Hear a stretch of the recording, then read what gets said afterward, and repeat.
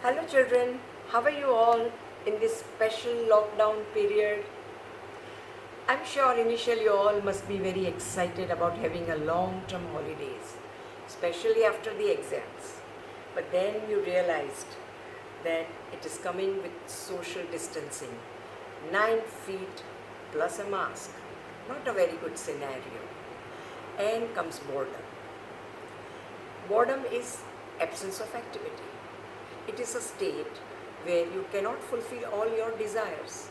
Naturally, you're not going to like this. A few students used to come to me when we interacted and tell me that they cannot do all the activities they wish to do because of lack of time.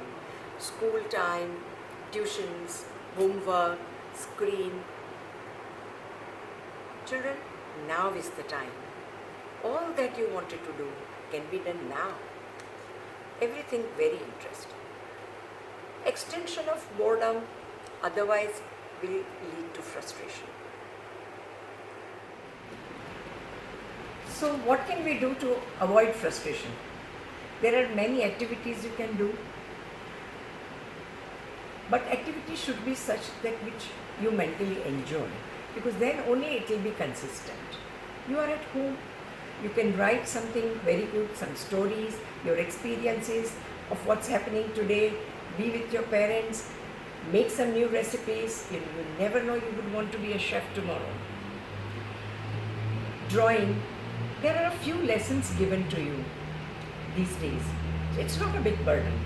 You can definitely study those and revise in such a way that when the real time comes, you are ready and not nervous. Children, I want to give you an example of a boy. He was a smart kid. He went to the doctor, he had some problem and he was advised to go for a MRI testing for the confirmation of the diagnosis. And it would take some 10 to 15 minutes. He was a little scared, but he tried to find out what the test is about and what kind of test. And he found out that it's going to be a long cylindrical instrument with a wide opening at one end, and you just have to be right in. He was a little apprehensive, but it had to be done. So he went inside, closed his eyes, and he started imagining. He started imagining that he was in a famous rose garden of the Rashtrapati Bhavan, and he saw there all kinds of roses, fully bloomed, small, pink, red and maroon. He saw the shades of green in the vegetation which was around him. With a lovely smell, he was enjoying the garden, and he was surprised with nature. He walked and walked, and he went halfway and he was about to take a turn. That was the time when he heard some noise. It was beep, beep, beep. That was the end of his test. He didn't even realize. And he was brought out from that machine. Parents and technicians were very apprehensive, and they were thinking whether he'll be crying or stressed or tensed, scared.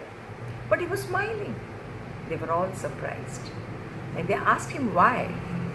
So he said, I was moving in a garden and actually enjoying myself. Isn't this a very good example of changing the situation into some very interesting one?